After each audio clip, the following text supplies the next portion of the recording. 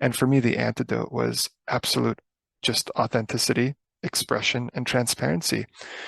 So much so that first dates were never the same. They were the coolest experience to just be fully myself and transparent, and then knowing within a few minutes, hey, this person doesn't resonate, we don't resonate. And that's a good thing to know at the beginning, rather than trying to people please, rather than trying to do this act, rather than trying to do these things. In fact, I never liked, and I hate the word dating, because it implies this performance or this act or this like this way of doing things. And for me, that was the antithesis of who I wanted to be and how I wanted to be in the world moving forward, which was, this is me. These are my needs. This is who I am. This is who I'm not. And this is what I'm willing to accept or not accept. And when things, I remember being able to, for the first time in my life, have something happen to me. And, usually we let those things slide on a first date, or something that offends us or something that happens. And I remember it clearly that on a first date, someone was late 40 minutes. And that really irritated me. And in the past, I'd been, oh, cool, let's just go, But instead, I said, hey, and I expressed like the value of sort of how that had impacted me, what I took it to me, and it was like the first time I'd expressed it. And the person I was with on that date said, "Yeah, wow, thank you for sharing that. No one's ever told me how that impacts them, and I really appreciate you sharing." It turned into a moment of connection because I was able to firstly express a boundary and express a need, rather than you know, push it down in the hopes that I could just, keep it to myself. But that would only, again, that would be planting the first seed of resentment in the relationship. And then that's where the relationship would start from. Thank you so much for sharing that. I think that's going to be valuable for a lot of people. And because I know in my own personal life, like, I don't get it perfect all the time, but I do find that I'm much more able to articulate, and I don't swallow those things. And I find that it's hard to meet people who are willing to be authentic and to speak up. And the thing is that if that woman had been like, well, that's so rude of you to say la la la la la. Well, yeah, I mean, it might have ruined the date, but great. You never have Yes, to see this person again. That's yes, no. fantastic. In fact, it is great. If she had had that reaction, great.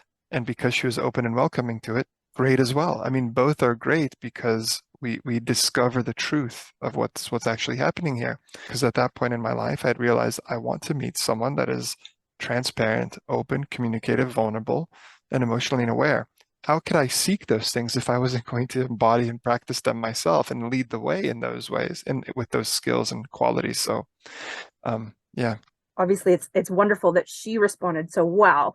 It's just that if someone, our fear often is, well, what if they don't respond well? Well, then you have more information. And Yes. if you're able to share, hey, this really bothered me, and then you see that she actually was appreciative of you sharing, like you said, that's actually, now you're experiencing true intimacy rather than you holding it in for 2 years and then finally saying, you know what, I hate that you're always 40 minutes late. And she's had no idea for all this time. Now you're ending the relationship. Yes, absolutely right. And I like the way you described it. It's more information. You get to see how this person responds to a need being met. You see how they respond to stress. You see how the two of you navigate the situation together. So much information emerges when we are triggered, which is it might be a subconscious or maybe conscious guilty pleasure, but I think I'm known amongst my peer group and my friends that I'm the person that goes in and triggers, and I maybe it is unconscious, maybe it's intentional, but I do like to see how people respond, and I get to see their authenticity come out in a way. Like, let's see what's actually happening here. Let's be real and see how we can navigate this real situation rather than through niceties and those sorts of things. Well, I mean, there's people who don't really see the real side of their partner until, a year into marriage and they're living together and have kids on the way. And now you've got to blow up your entire life when Yes. all along, if you'd just been authentic, you would have either been able to work through it and build something real, or you would have realized you're not a match and gone your separate ways. Yeah. And that requires a lot of courage and vulnerability and a lot of work to be able to do that. And I can appreciate that because I had the same thought and the same intention. If I'm, if I don't want to keep cycling through the same pattern anymore. I want to do it right. So the only way I'm going to be able to do that is if I'm real from step one. So Luke, was there anywhere, I mean, it's easy to just say, well, just be yourself, be real, but was there any source of where you learned how to do that? Well, it's, when again, it's a combination of all of the teachings and learnings and teachers, and it's the perfect storm of the right the practices that you choose, but also a sprinkle of faith, right? We don't sometimes get to choose when these things sort of transpire and happen. However, for me, one of the things that I became aware of that was happening within relationship was my people pleasing, right? So without boundaries or the ability to assert myself, then my default was people pleasing. And with people pleasing, the practice that I took on, and I had to turn it into a game. I literally had to sort of say, "Ooh, I wonder if I can do it." I had to like playfully engage in this game and notice the opportunities when someone in front of me held an opinion of me that I didn't agree with, that was negative of me, that I wanted to change, and to practice sitting with it and saying, I will not change their mind about what they think of me unless they ask me. Otherwise, I will let them keep their opinion of me, and I will not try to please them or try to shift their opinion of me in order to soothe myself. And that was hard. But after doing it a few times, just a small number of times, like after 3 times, and I'm not exaggerating, it's just the first 3 times that are really hard. But once you give yourself the experience of passing through that if I want to be authentically myself, I need to allow the other person to be authentically themselves. And if in this moment they authentically need to believe this about me, let's leave that there. It is exactly as it's meant to be. And to practice that settling and to practice that acceptance was hugely transformative because all of a sudden I could be okay in a space where I'm not trying to entertain and please and perform in everyone. I just be okay in my own skin and being comfortable with that.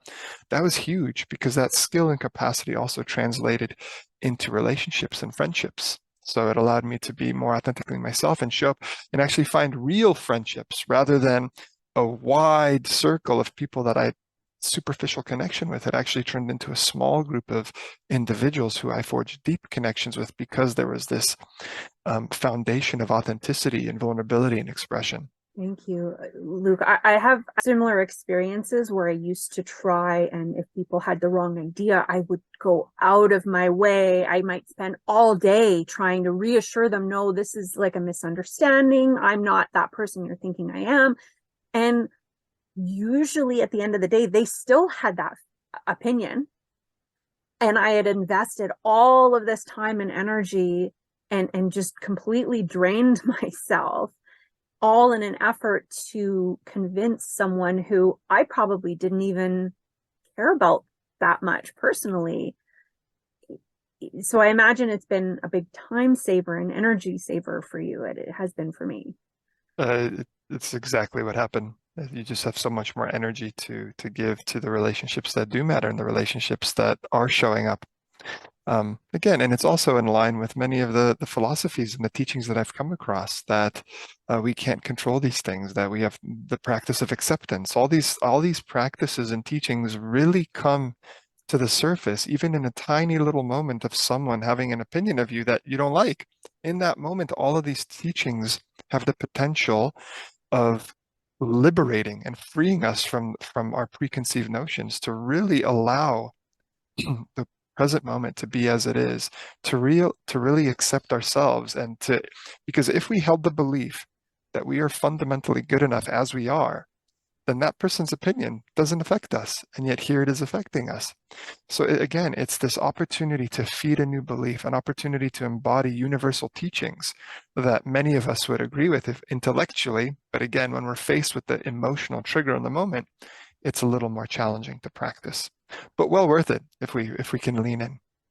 So, Luke, do you still, I imagine that under certain circumstances and with certain people, those triggers still Of come up course, of wanting to please and of wanting course. to prove your worth. Yeah. Yeah, of course. And the difference is and this is true, it was true of the porn use with the participants, and it's true of this with me. When it's the conscious choice, it's not stressful anymore. So when it's a subconscious people pleasing, it tears away at our sense of self.